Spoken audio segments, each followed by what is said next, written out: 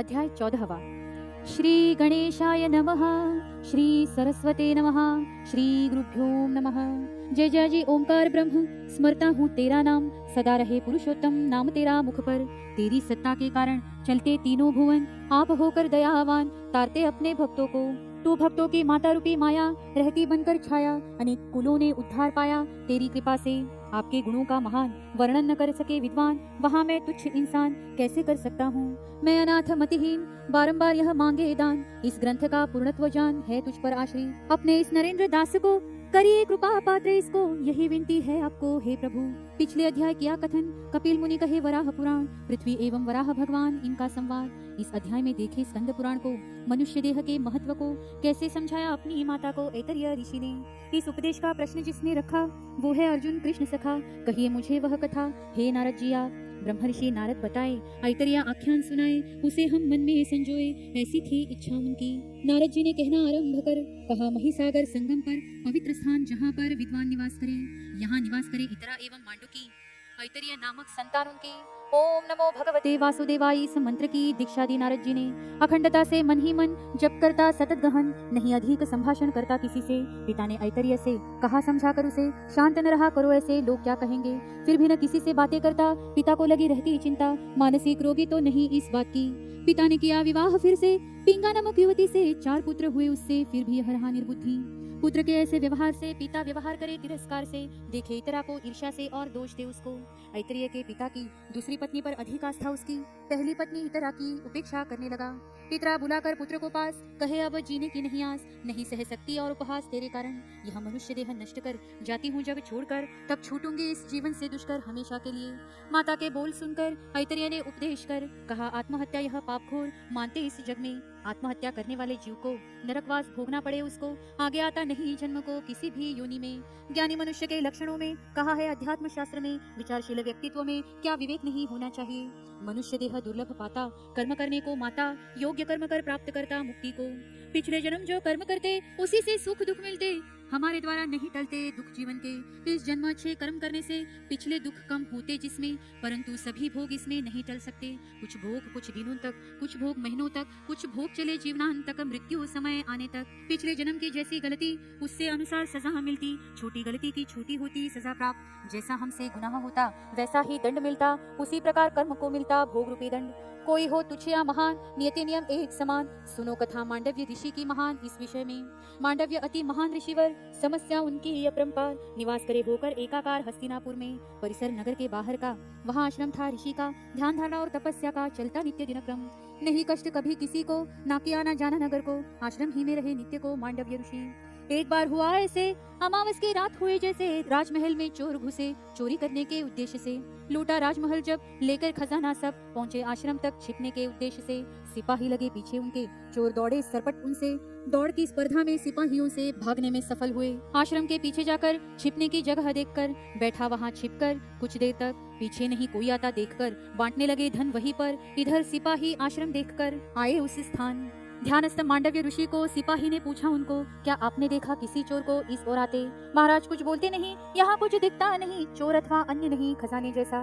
सिपाही यह सोचकर देखे आश्रम के पीछे जाकर, शायद बैठे हो वहाँ छिपकर देखते हैं। सभी सिपाही गए उस ओर, पकड़े गए सभी चोर बंदी बनाकर ले आए आश्रम तक। ऋषि को भी पकड़ो किसी ने कहा, ये भी इनमें शामिल रहा। तभी इसने कुछ ना कहा, ध्यान का स्वांग रचा।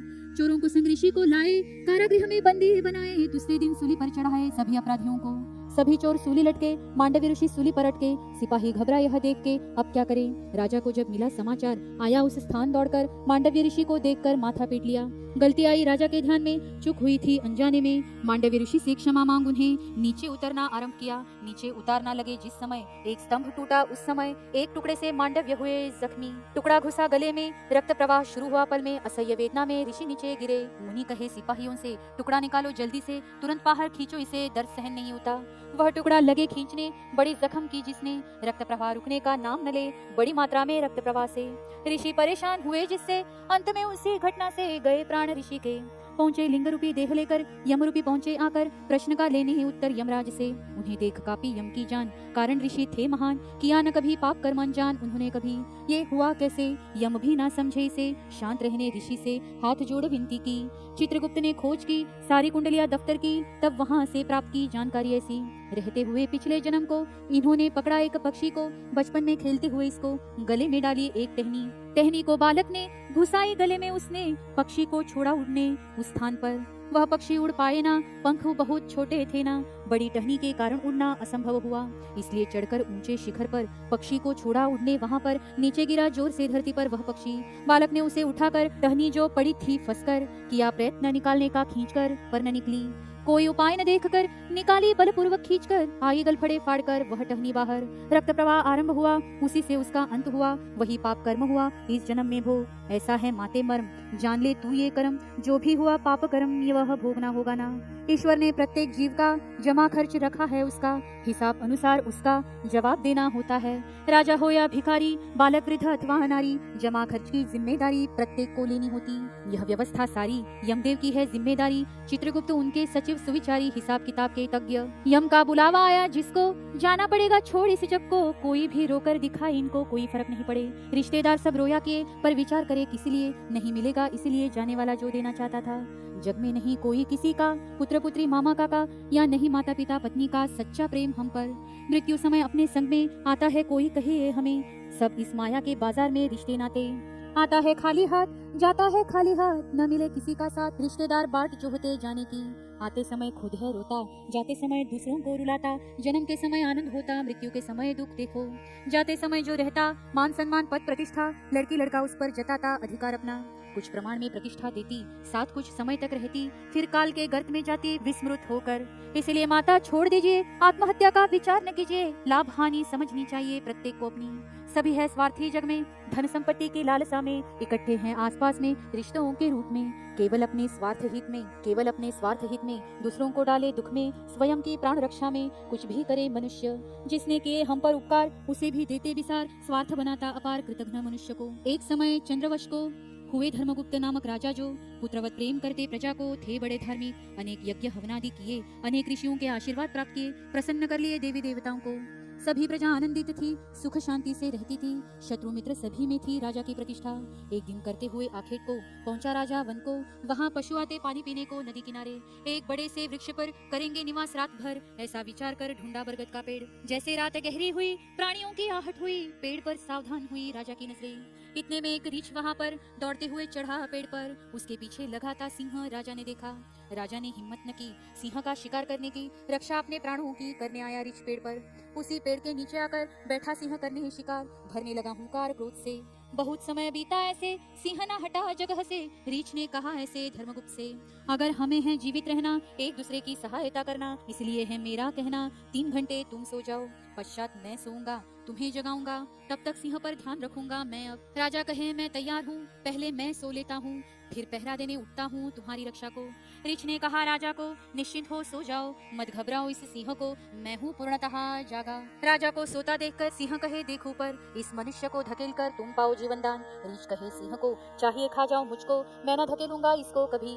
वह मेरे विश्वास पर शांत सोया है इधर, उससे विश्वासघात कर अपनी जान बचाऊं, यह संभव नहीं मुझसे। इतने में राजा उठा नींद से, उसने कहा रीछ से, अब तुम सो निश्चिंत। रीछ के सो जाने पर कुछ समय बीतने पर कहने लगा सिंह राजा से, अरे मनुष्य, अगर तुमको बचाना है अपनी जान को, तो नीचे धकेल दो रीछ को, मैं चला जाऊंगा। राजा ने तुरंत धकेल दिया उसको, सोए हुए रीछ को। वह लटकने लगा टहनी को जो उसने पकड़ रखी थी। देखो इस जगत में माते कैसे कृतज्ञ रहते, सहायता करने वाले को धकेलते स्वार्थी बनकर। मनुष्य स्वार्थी प्राणी सुमरो, इस पर न पूर्णतः विश्वास करो, इसे पहचान मन में धरो, जितने को उतना ही। स्वार्थ हमेशा अंधा रहता, माता पिता की चिंता न करता, युवा जब वह हो जाता, तब केवल पत्नी और संतान, मैं और केवल ध्येय मेरा, पत्नी प्रपंच को समर्पित सारा, संतति हेतु प्रयास सारा रहता उसका। माता पिता भाइयों का कुछ भी हो उनका, बोझ न हो सुख दुख का उनका मुझे। पत्नी कहता मेरी मेरी, लगाता उसी में जिंदगी सारी। युवावस्था भी करती गद्दारी, कमाया हुआ समाप्त होता, अंत में कुछ ना शेष रहता। शरीर भी जब थक जाता वृद्धावस्था में, विकार अनेक लगते शरीर को, करता बर्बाद अपने जीवन को। पत्नी संतान नहीं पूछते उसको, उल्टे दोष देते। याद आती जब युवावस्था, तब इन हाथों से वैभव सब स्थापित किया था। ठोकर जहाँ मारता पानी निकाल देता, कर्म को ही मेरे रहता महत्व यहाँ। सब पीछे पीछे घूमते, अब न कोई पूछते, धन संपत्ति ही लगते मुझे मेरे मेरे। लिया नहीं नाम कभी ईश्वर का कोई भी, हाथ जोड़ो कैसे अभी सहायता के लिए। लगा नहीं कभी ऐसे, जीवन में होगा कैसे, पत्नी और संतान ऐसे आने नहीं देंगे। इस तरह आपका समय आता पश्चाताप का, पर लाभ इस बात का होता नहीं। इसलिए कहता माते, सुन लो यह बातें और विचार त्यागे आत्महत्या का। मैं रोगी नहीं मानसिकता से, दुखी न हो मन से, भय मुक्त हो चित्त से निश्चिंत रहो। करो तुम ईश्वर स्मरण, करो कृपा संपादन, ठीक होगा पिता का आचरण, ईश्वर बुद्धि देंगे। गौतम ऋषि ने पत्नी को शाप देकर अहिल्या को शिला बनाया, उनको अपनी प्रियतम को। अंत में प्रभु ने उद्धार कर आए राम रूप धर, अपना पद स्पर्श कर शिला को बनाया अहिल्या। भक्त बाल ध्रुव को पिता ने झिड़कारा उसको, सौतेली माँ ने खींचा उसको पिता की गोद से। माता सुनीति वह तुम्हारी तरह दुखी वह, बाल ध्रुव ने कठोर भक्ति सह विष्णु को प्रसन्न किया। अंततः विष्णु आशीर्वाद ने सुनीति के कष्ट बिने, पाया परम पद ध्रुव ने ईश्वर से। विष्णु भक्त प्रहलाद को पिता ने बहुत छला उसको, उबलते तेल में भी उसको फेंका था। एक बार ऊंचे शिखर से धकेला उसे ऊपर से, ईश्वर की कृपा आशीर्वाद से रक्षण हो बचा प्रहलाद। स्वयं के सगे पुत्र को जलती चिता में खड़ा किया उसको, फिर भी कुछ न हुआ प्रहलाद को, खड़ा ज्यों का त्यों। अनेक प्रकार से देखा छलकर, नाना प्रकार की यातना देकर, ईश्वर नाम न ले यह सोचकर दी यातनाएं। विष्णु नाम ने ही तारा उसको, जब सहन न हुआ विष्णु को, तब लिया नृसिंह रूप को हिरण्यकश्यप वध हेतु। दुशासन दुर्योधन नशे में मत के, भरी सभा में द्रौपदी के, अस्मिता पर हाथ डाला उसके बड़े बुजुर्गों के सामने। पांचों पांडव वहां होते हुए भी असहाय बैठे थे सभी, भीष्माचार्य जैसे तात भी कुछ न कर सके। द्रौपदी की साड़ी खींचते रहे, सभी लोग देखते रहे, पति सामने होकर भी चुप रहे, न कर सके रक्षा। स्मरण किया कृष्ण को, आइए मेरी रक्षा को, श्री कृष्ण ने प्रदान कर वस्त्र को, सम्मान उसका अबाधित रखा। श्रोताओं यहाँ ध्यान में लाए, संकट समय कोई ना आए, रिश्तेदार दर्शक बन जाए हताश होकर। जब संकट आते हम पर, देखते सारे उपाय कर, परंतु यह उपाय कारगर सिद्ध होगा इसका विश्वास नहीं। जाको राखे साइया, मार सके ना कोई, कहावत कहते हर कोई, पर विश्वास न रखे कोई, इसीलिए प्रभु विस्मरते।